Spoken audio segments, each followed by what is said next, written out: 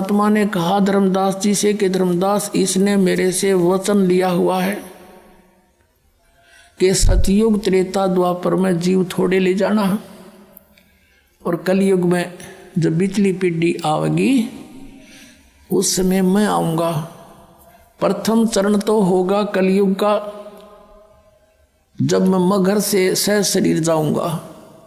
उसके बाद फिर बिचली पीढ़ी शुरू होगी 1920वीं सदी के उत्तरार्ध में।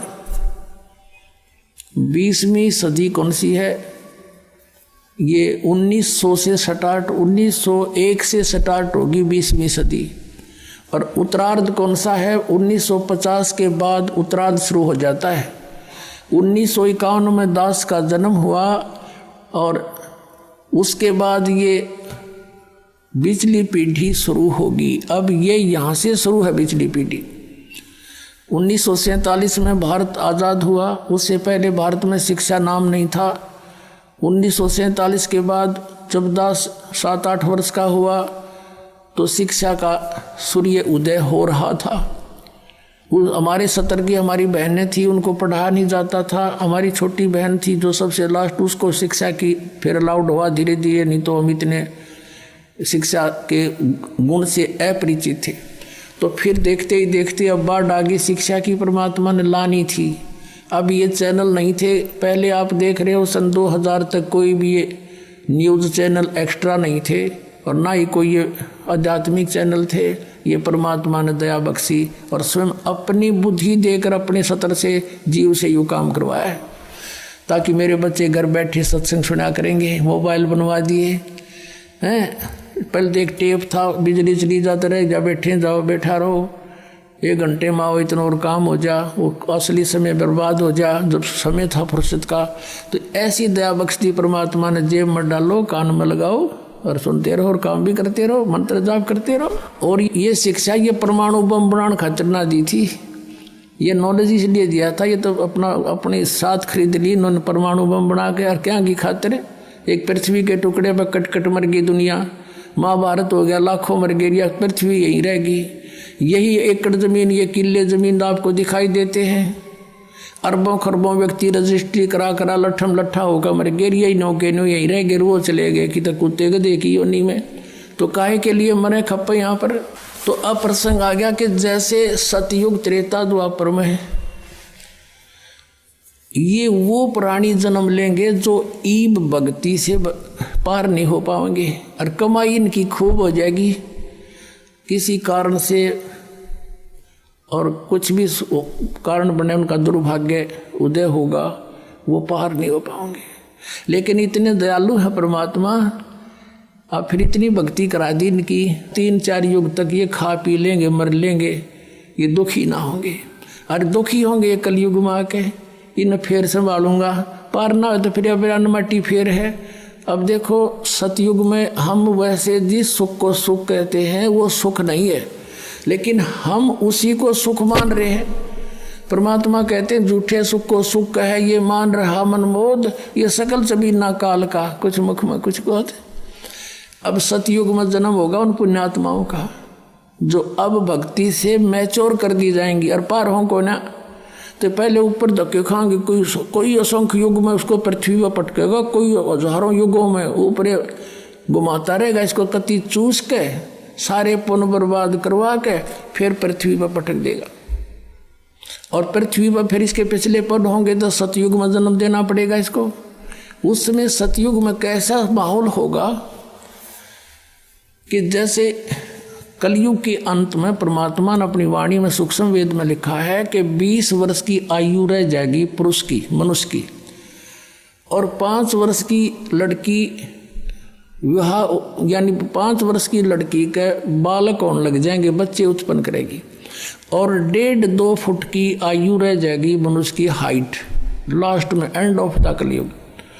और सभी प्राणी बेल खोद कर आ करेंगे, मैल मूल नहीं बढ़ाओगे, भूकंप झटके तूफान इतनी जबरदस्त आ करेंगे को 2-3 फुट का भी स्ट्रक्चर बनाकर नहीं रह सकता, इतनी पीड़ा होगी इनको। और सब मांसाहारी हो जाएंगे, कृतघ्नी हो जाएंगे। तो फिर क्या होगा कि उस समय ये एक जो राजा हरिश्चंद्र हैं, ये सतयुग में जिन्होंने इतना तप साधना की थी और बड़े सत पर रुके रहे, वो स्वर्ग में हैं। उनको फिर 10वां अवतार बना के भेजेगा युकाल, उसके कर्म बिगड़वाण ने।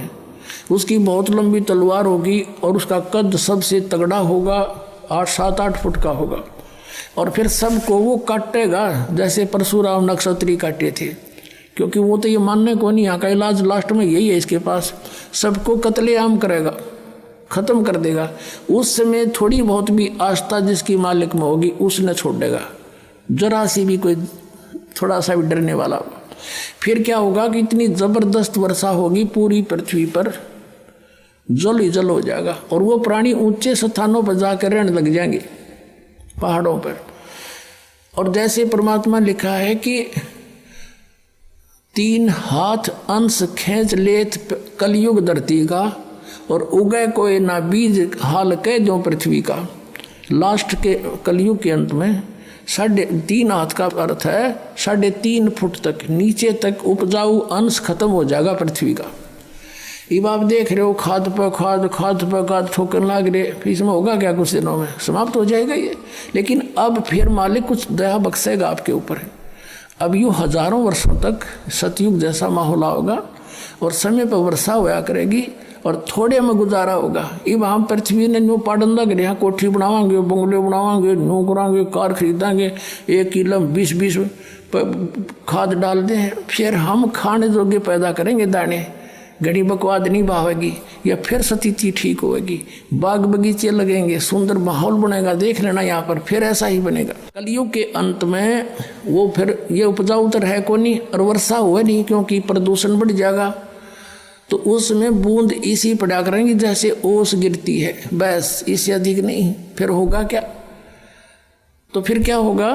ये वर्षा जब होगी पानी हो जाएगा, जल पूरी पृथ्वी पर हजारों वर्षों तक खड़ा रहेगा। फिर वो धीरे धीरे सूखेगा और वो जमीन में सोख होगा। जमीन के अंदर का जो जहर है, जो अनउपजाऊ कर दिया जिसने, वो सारा ऊपर आओगा बाहर, वो ऊपर आकर वाष्प हो जाएगा।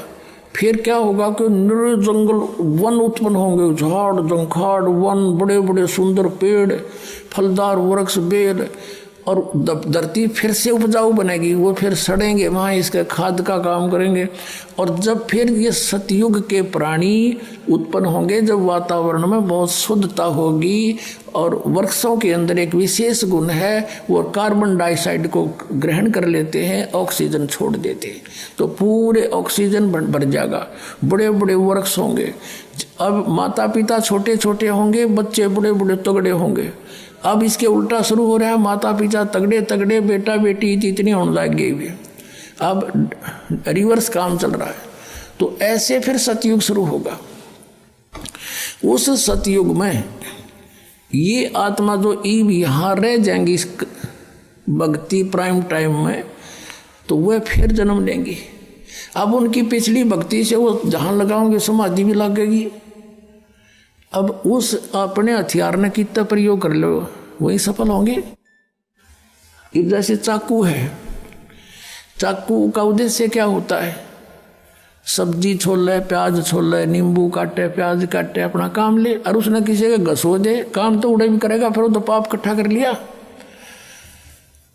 तो ऐसे उनकी सबकी अब अंदर जो है, जो ध्यान मग्न होंगे, क्योंकि उनको विधि ये बताई जाएगी, मेडिटेशन करो, 1-1 लाख की उम्र हो जाएगी वर्ष की, सुंदर आहार फलदार वृक्ष खाओ पियो मौज करो। ये जो गेहूँ चने ऐसे ये अपने आप पके अपने आप उगेंगे वहाँ पर, उन्हें तोड़ के लाने और मसल के खाने।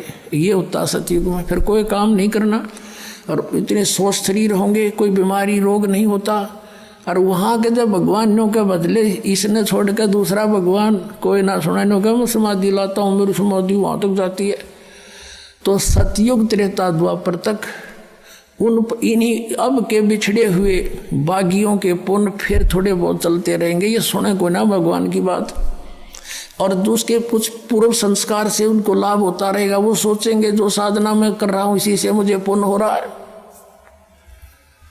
लाभ हो रहा है। और कलयुग में धर्मदास ये कति खाली हो लेंगे, बैटरी डाउन हो जाएगी इनकी। नरे पाप इकट्ठे होंगे, शास्त्र विधि साधना करेंगे।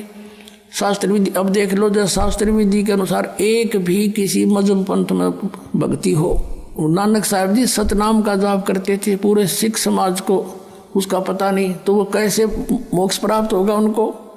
ऐसे ही पूरे हिंदू समाज में इस मंत्र से जाप होना एक को भी नहीं पता, कोई एंड बैंड नाम देते हैं। ऐसे मुसलमान समाज में, ऐसे ईसाई समाज में देख लो, तो ये सब शास्त्र विधि त्याग का मनमानी पूजा करने से अब इनकी पुण्य कमाई तो बनी नहीं, आध्यात्मिक कमाई बनी नहीं, अन्य सिद्धि शादी आ गई वो यहीं बर्बाद कर दी।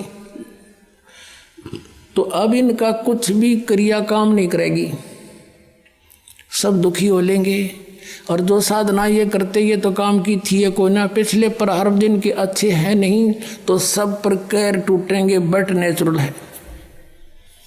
और जब ये दुखी होंगे तो भगवान की खोज में कोई संत के पास जाएंगे, कोई किसी पंथ के पास जाएंगे, कोई मंदिर में जाएंगे, कोई मस्जिद में जाएंगे।